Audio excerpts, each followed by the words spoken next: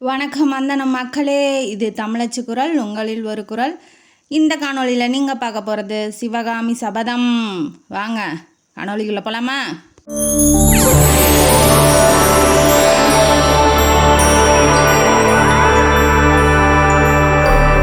இந்த கதையோட ஆரம்பத்தில் 2 பேர் பிரயாணம் பண்ணி காஞ்சி நகரை நோக்கி போயிட்டுருக்காங்க. அது ஒரு வசந்த காலம். அதில் ஒருத்தர் புத்த பிக்ஷு. அவர் எப்படி இருக்கிறாருன்னா 6 அடி உயரத்தில் இருக்கார். முகத்தில் அன்போ பக்தியோ நீங்கள் பார்க்க முடியாது. அவரை பார்த்தா நமக்கு பயம்தான் வரும். அந்த மாதிரி இருக்கிறாப்புல. இன்னொருத்தர் ஒரு 18 வயசு நிரம்பிய வாலிப நபர். அவர் நல்லா கலையும் கட்டுமஸ்தாவும் இருக்கிறாப்புல. அவர் பேர் பரஞ்சோதி. 2 பேரும் காஞ்சி நகரை நோக்கி போயிட்டுருக்காங்க. போயிட்டுருக்கும்போது இப்போ பரஞ்சோதிக்கு கால் வலி வந்தோடனே நான் அந்த மகேந்திர குளத்துக்கிட்ட போய் நான் உட்காடுறேன், நீங்கள் வேணால் போங்க சுவாமி அப்படின்னு சொல்லி பிக்ஷுக்கிட்ட சொல்கிறாப்புல.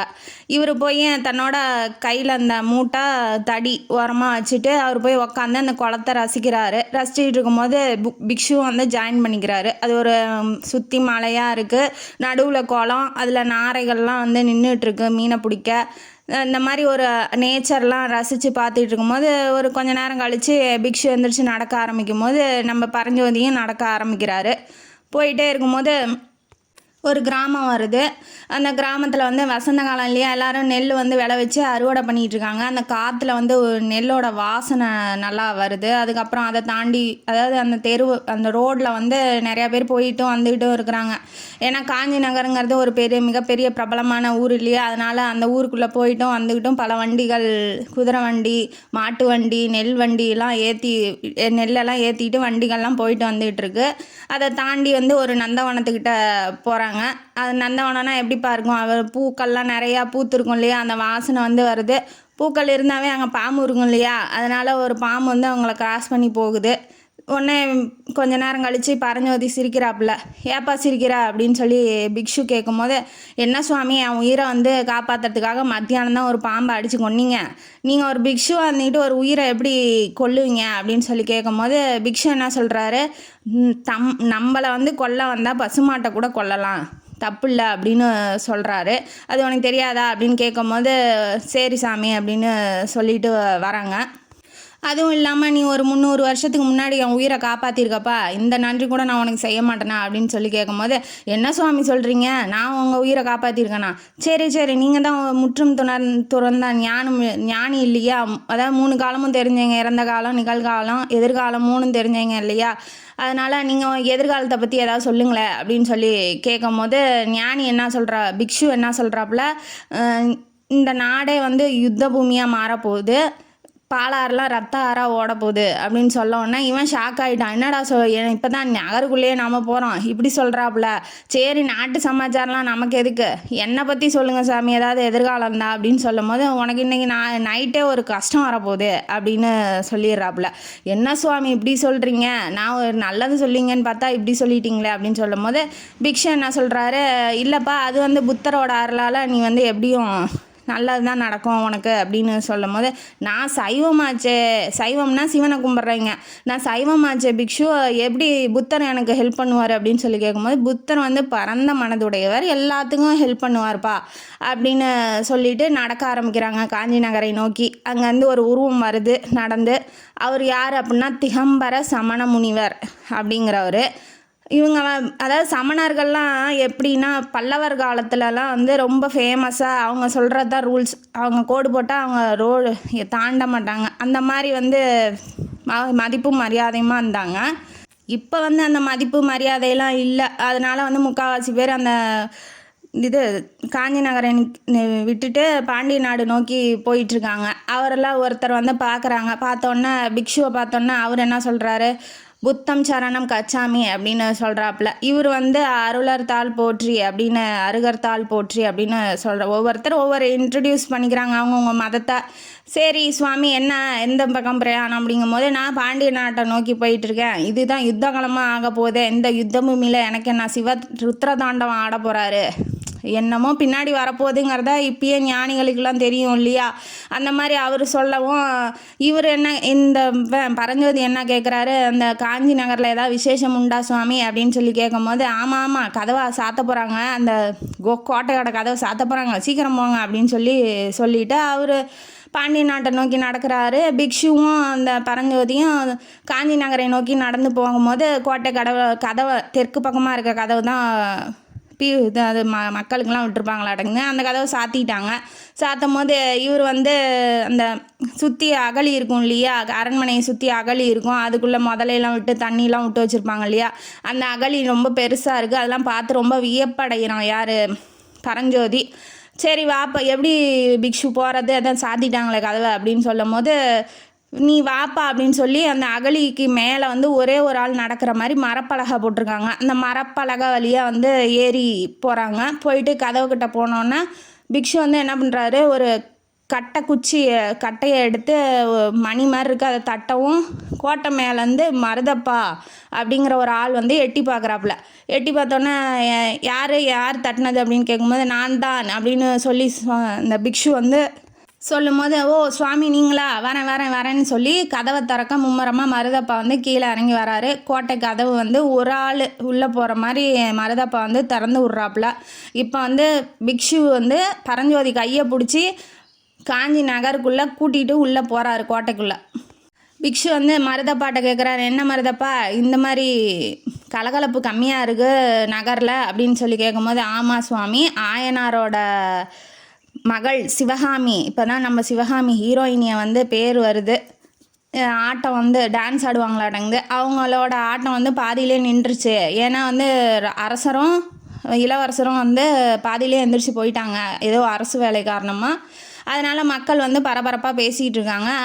அதை பற்றி சொல்கிறாப்புல. சொன்னோன்னே என்ன மருதப்பா அவன் பையன் எப்படி இருக்கான் அப்படின்னு சொல்லி பிக்ஷு கேட்கும்போது, நல்லா இருக்கார் சுவாமி. அதாவது பிக்ஷு வந்து ஒரு தடவை வந்து காப்பாற்றிருப்பார் யாரை, அந்த அவங்களோட பையனை பாம்பு கடிச்சிருக்கோம். இவர் வந்து இவர்கிட்ட இந்த மருந்தெல்லாம் கொடுத்து காப்பாற்றினதுனால அவனுக்கு கொஞ்சம் நன்றி விசுவாசம் அதிகம்னு வச்சுக்கோங்களேன். தன்னோட நன்றியை தெரிவிக்கிறதுக்காக எப்போ வந்தாலும் அவருக்கு ஒரு ஸ்பெஷல் ட்ரீட்மெண்ட் ஆட்டங்குது உள்ளே போகிறதுக்கு.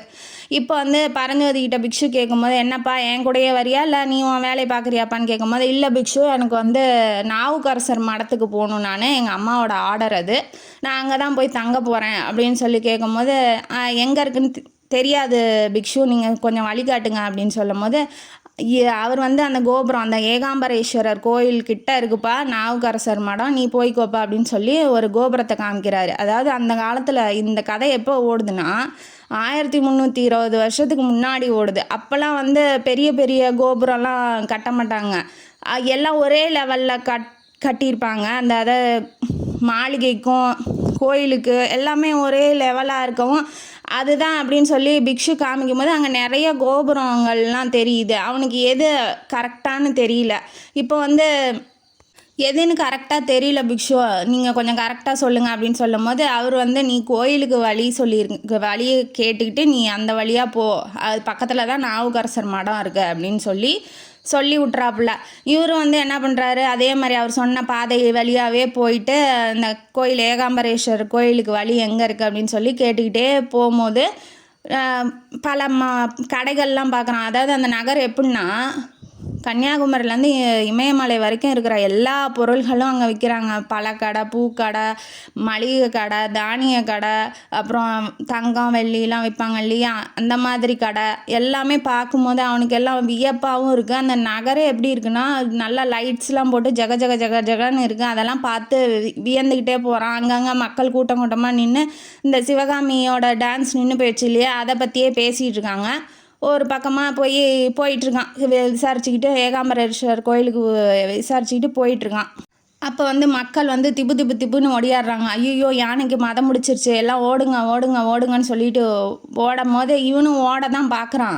ஆனால் அவனுக்கு முன்னாடி வந்து ஒரு பல்லக்கில் வந்து ஒரு அழகான பெண்ணும் ஒரு வந்து வயசான ஆணும், அதாவது அவங்க அப்பான்னு நினைக்கிறான், அவரும் உக்காந்துட்டுருக்காரு. இவனுங்க வந்து என்ன பண்ணிட்டானுங்க, மதம் முடிச்சு ஓடுதுங்க, அவன் பல்லாக்கு அங்கேயே போட்டுட்டு இவனுங்க ஓடிட்டானுங்க. இப்போ வந்து இவனுக்கு முன்னாடி வந்து யானை ஓடி வந்துகிட்ருக்கு மதம் முடிச்சு.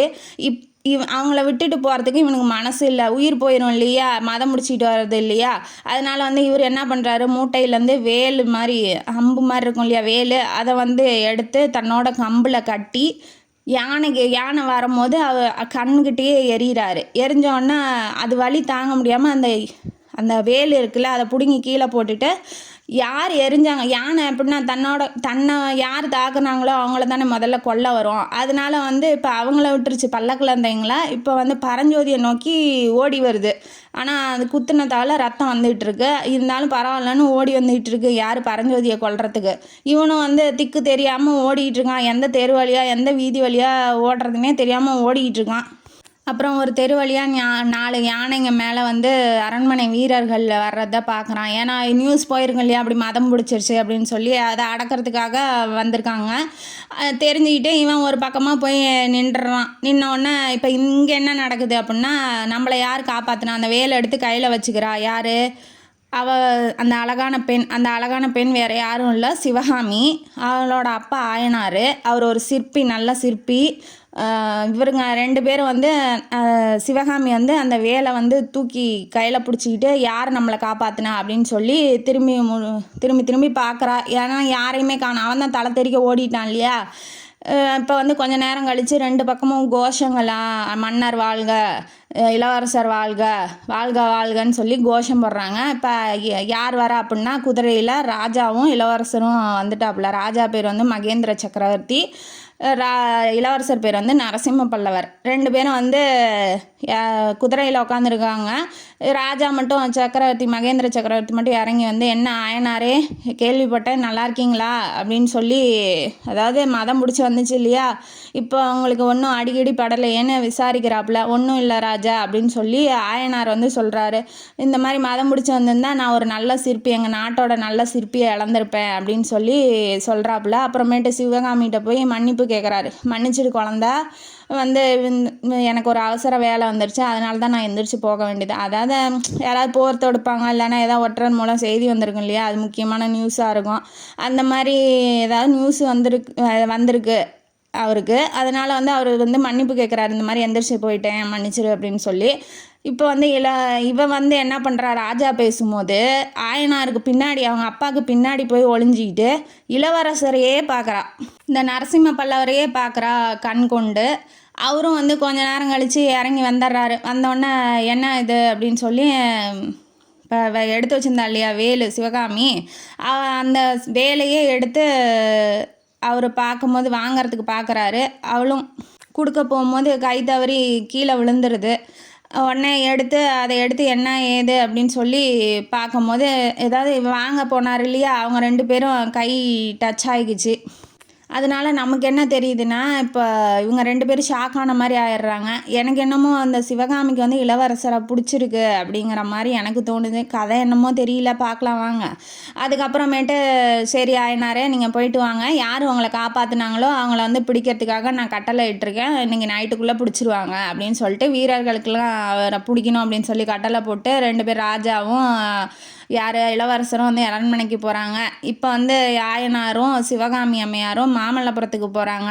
இப்போ இந்த சீன் முடிஞ்சோடனே அடுத்தது வந்து நம்ம பரஞ்சோதியை காமிக்கிறாங்க. அவன் ஓடி வந்தான் இல்லையா, அந்த கலப்பிலையே கண்ணு மூடி தூங்கிடுறான். ஒரு 2 பேர் பேசிக்கிட்டு வராங்க அந்த வழியாக, அந்த சுமைதாங்கின்னு சொல்லுவாங்க இல்லையா, அதிலே படுத்து தூங்கிடுறான். பேசிக்கிட்டு வராங்க. என்ன பேசுகிறாங்க அப்படின்னா, இந்த மாதிரி யானைக்கு மதம் முடித்தது வந்து ஒரு கெட்ட சகுனமாப்பா அப்படின்னு சொல்லி கேட்குறாங்க. சொல்கிறான். அதுக்கு பக்கத்தில் இருக்கவன் என்ன சொல்கிறான், அது தானாலாம் பிடிக்கலப்பா, எவனோ ஒருத்தன் வெளியூர்லேருந்து வந்து வேலை வச்சு குத்தி பிடிக்க வச்சுட்டான்பா அப்படின்னு சொல்லி சொல்லவும், இவனுக்கு தூக்கி வாரி கண்ணை தூங்கிட்டு இருந்தவன் திடுக்குன்னு எந்திரிச்சிட்றான். ஐயோ என்னடா சொல்கிறீங்க, நம்ம காப்பாற்ற போய் இப்படி பேசிக்கிறாங்களே அப்படின்னு சொல்கிறான். அப்புறமேட்டு கொஞ்சம் தூரம் போயிட்டு அவங்க என்ன பேசிக்கிறாங்க, நல்ல வேளை சிவகாமியும் ஆயனாரும் தப்பிச்சுக்கிட்டாங்க அப்படின்னு பேசுறது அவன் காதில் விழுகல. அவன் காதில் என்ன விழுந்திருக்குன்னா, வேல் வச்சு குத்தி தான் அதுக்கு யானைக்கு மதம் பிடிச்சிருக்கு அப்படிங்கிறது மட்டும் விழுந்துருச்சு. விழுந்தோடனே இவனுக்கு என்ன பயம்னா, அவன் வந்து யானை துரத்திக்கிட்டு வரும்போது அந்த துணி மூட்டை ஒன்று வச்சுருந்தான் இல்லையா, அதை அங்கேயே போட்டுட்டு வந்துட்டான். அந்த மூட்டையில் என்ன இருக்குது அப்படின்னா, நாவுக்கரசருக்கு கொடுக்க வேண்டிய ஓலையும், அதாவது அவன் மடத்தில் தங்க போனான் இல்லையா, அந்த மடத்துக்கு அந்த நாவுக்கரசர் கொடுக்குற ஓலையும், ஆயனார் இப்போ சிவகாமி அப்பா ஒருத்தர் இருந்தார் இல்லையா, அவருக்கு கொடுக்க வேண்டிய ஓலையும் அந்த துணி மூட்டையிலே இருக்குது. அந்த கொஞ்சம் பணமும் அதிலே இருக்குது. இப்போ போய் அதை எடுத்தால் தான் அவன் போய் மடத்தில் வந்து சேர்றதுக்கு கொஞ்சம் ஹெல்ப்பாக இருக்கும்.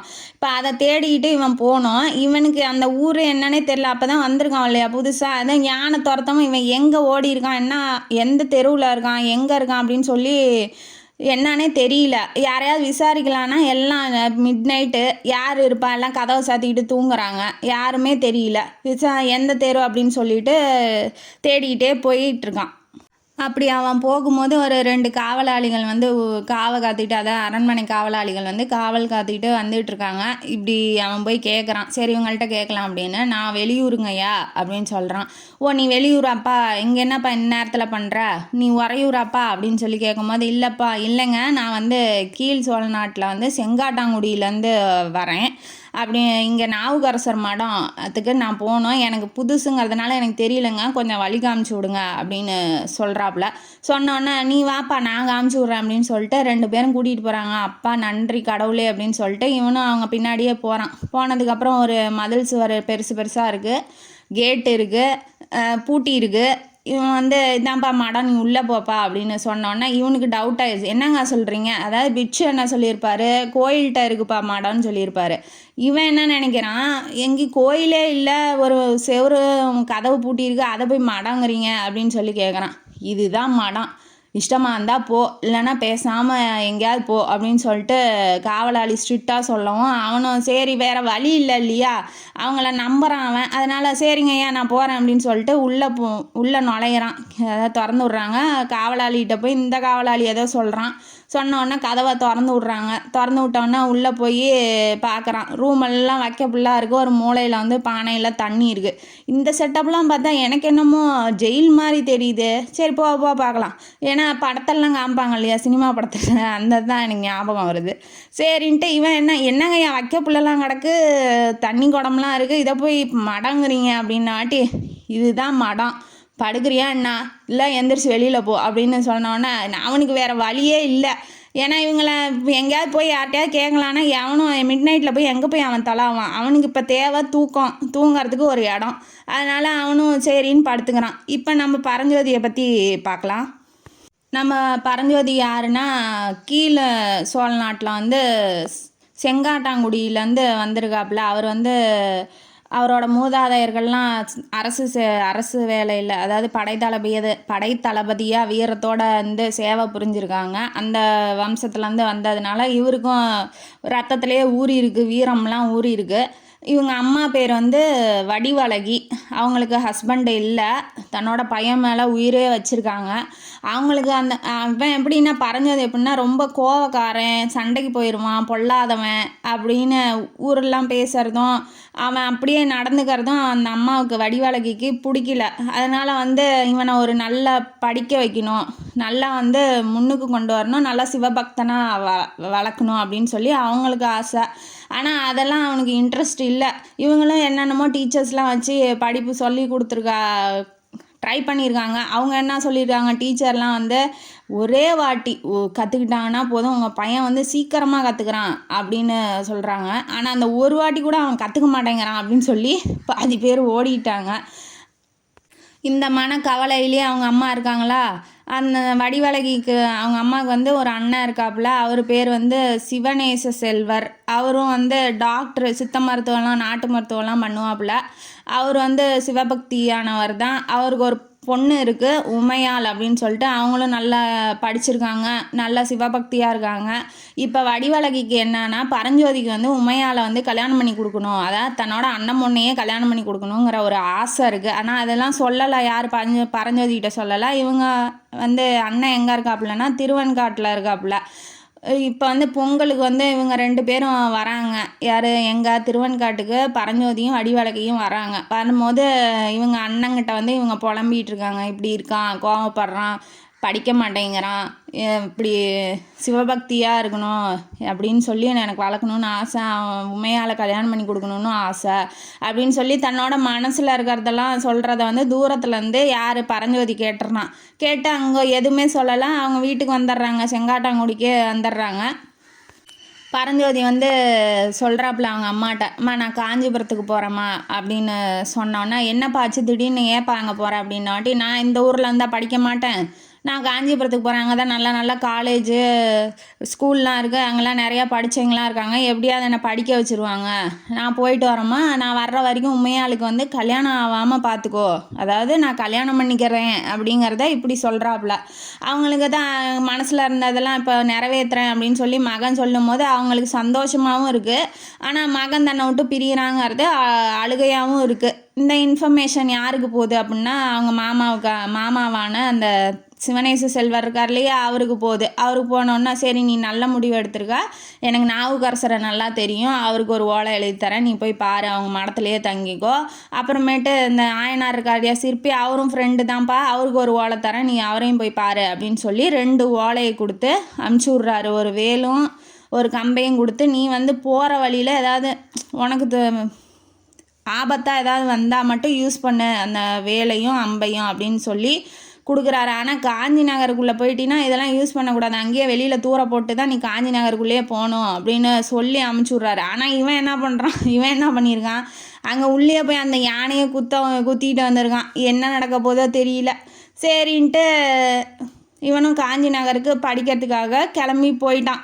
போனதுக்கப்புறம் தான் இந்த கதையெல்லாம் நடக்குது.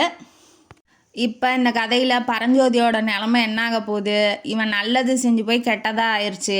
இப்போ அரண்மனையெல்லாம் ஆட்கள்லாம் இவனை தேடிக்கிட்டு இருக்காங்க. அதுவும் அந்த காவலாளி கொண்டு போய் தள்ளினதை பார்த்தா மடம் மாதிரி எனக்குமே தெரியல, அது ஜெயில் மாதிரி இருக்குது.